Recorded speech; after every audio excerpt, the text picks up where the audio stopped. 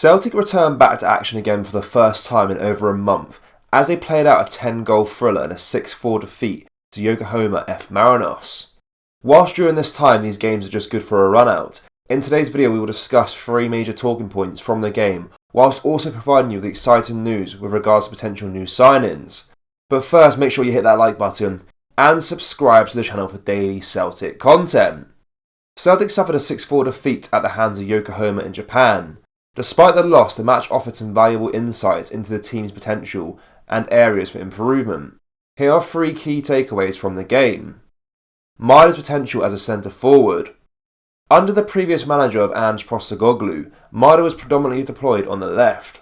However, this match revealed that Brendan Rodgers might have different plans for the Japanese forward. Maida's performances suggested that he could be utilised more effectively as a centre forward. A hat-trick on his homecoming wasn't too shabby. While Kyogo remains Celtic's number 1 striker, Maida demonstrated that he can certainly share some of the goal-scoring responsibilities. His agility, speed and eye for goal were on full display against Yokohama, hinting at a promising season ahead if Rodgers uses him in this central role more frequently. The invaluable Hatate. Hatate put in a top display. His vision and ability to dictate the pace of the game were standout features of Celtic's play. Hatate's knack for spotting and executing key passes, coupled with his defensive contributions, make him an invaluable asset to the team. Given his impressive display, it's clear that Celtic would do well to secure his services for the long term.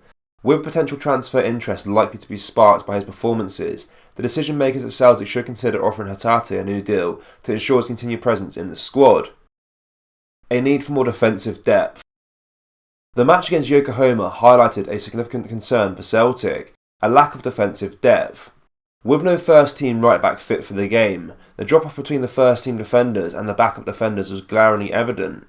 The defensive line struggled to contain Yokohama's attack, conceding 6 goals.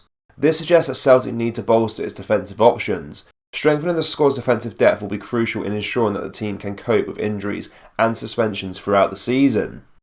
Just a quick one, boys and girls, to tell you that we have a new drop available on our website. We have the Brendan Rodgers Pope tee along with the Celtic Ultra t-shirts. Do browse the collection by going down to the link in the description or going to celticapparel.com. Anyway, let's get back into today's video.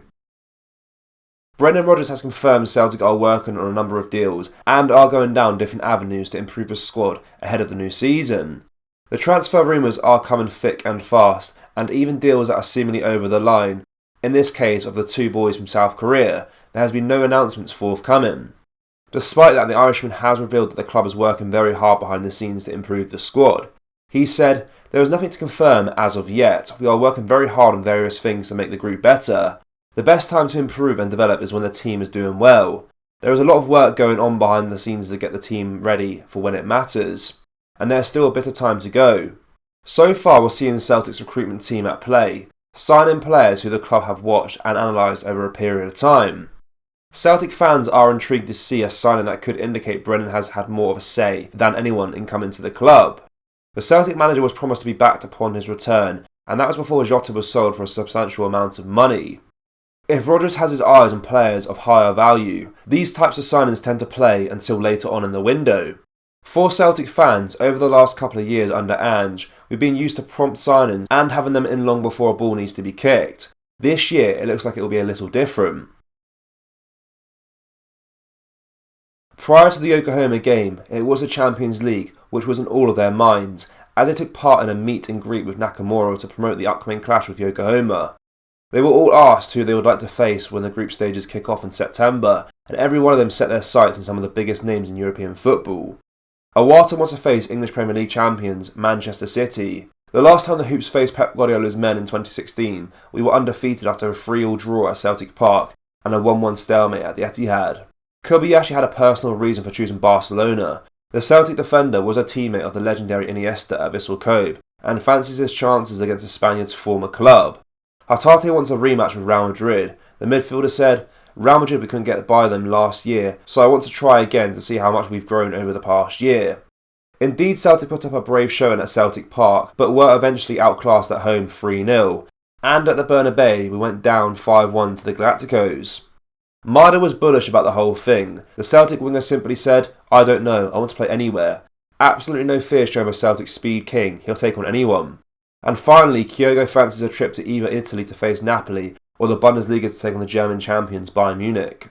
Celtic have never faced Napoli before in Europe, and after winning their first title in 33 years, the Italians will go into next season's competition brimming with confidence. Whoever is drawn against the Hoops, you can be guaranteed one thing: the Celtic fans, just like Maida, will not care who we get, as we fear no one heading into Europe's top competition.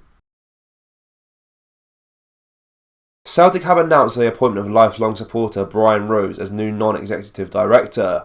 Just after 7:30 am on Wednesday morning, the club released a statement confirming the arrival of digital and commercial expert Rose with immediate effect. They say that he is currently a director of Apple services based in London and has worked in the entertainment and content industry for over 20 years. Celtic chairman Peter Lawwell is quoted as saying, "We are delighted to bring Brian on to Celtic's board of directors, and we believe his knowledge and experience will be invaluable to us as we continue to drive the club forward. Brian has extensive digital and commercial experience within leading organisations, and we look forward to drawing on Brian's talent in these areas to add real benefit to the club and our supporters."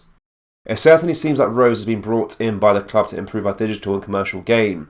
It won't be totally clear to the average supporter what that entails, but the club seem to think it's a good move to bring him aboard.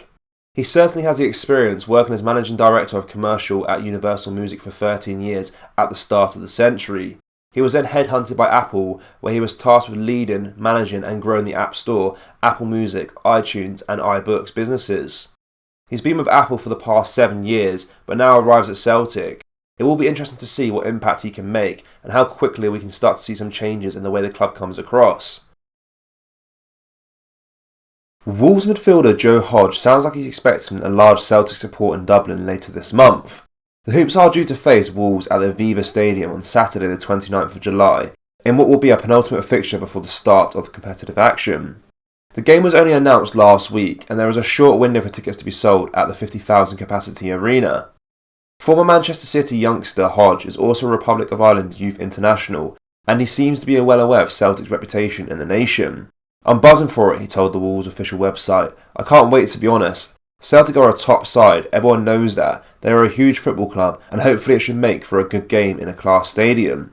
I've been a couple of times to the Aviva before. I never played there though, but I've watched a fair few games, so hopefully I get a game there at the end of this month, and it'll be the first of many I get there. I want to play there for Ireland, and hopefully I'll be playing there in the Aviva in a green jersey soon. That's the aim for me, but getting the chance to go there with Wolves and play in front of a home crowd, although I know a lot of them will be supporting Celtic, will be special and hopefully the first of many." So, plenty of complimentary chat from Hodge. He ticked most of the boxes we'd look for in terms of praise. He is right in thinking that much of the stadium will be supporting Celtic. Whilst Wolves are genuinely quite light in Dublin, and have had plenty of Irish players in the past, Celtic will be the main story for most. A look at the latest Ticketmaster sales for the match shows an encouraging picture. The majority of the South Stand has sold out, while sales are also good in the East Stand. It doesn't seem like the Aviva will be sold out for the match, but if there's a crowd of 30,000 or above, then that can probably be viewed as a success.